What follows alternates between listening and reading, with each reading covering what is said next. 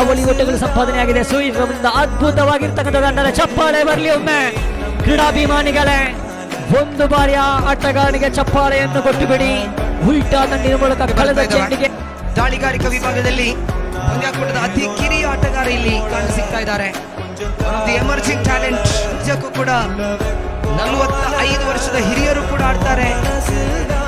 13-14 ಹರೆಯದ ಯುವ ಪ್ರತಿಭಾನ್ವಿತ ಆಟಗಾರರು ಕೂಡ ಆಡ್ತಾರೆ. ಇದು ಟೈ ಬ್ರೇಕರ್ಸ್ ಪುರುಷರ ಕಟ್ಟೆ ವಿಶೇಷತೆ ಆಗ್ತಾ ಇದೆ. ದಾಳಿಗಾರಿಕೆ ಸಾದಿಕ್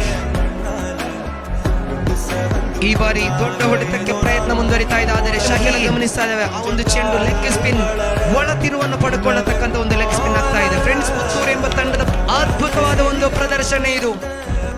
12-13 ಹರೆಯದ ಯುವ ಪ್ರತಿಭಾನ್ವಿತ ಆಟಗಾರ ಇಷ್ಟೊಂದು ದೊಡ್ಡ ಟೂರ್ನಮೆಂಟ್ ನಲ್ಲಿ ಬಂದು ಒಂದು ಅದ್ಭುತವಾದ ಲೆಗ್ ಸ್ಪಿನ್ ಅನ್ನ ಸಂಘಟಿಸ್ತಾ ಇದ್ದಾರೆ ಇಲ್ಲಿ.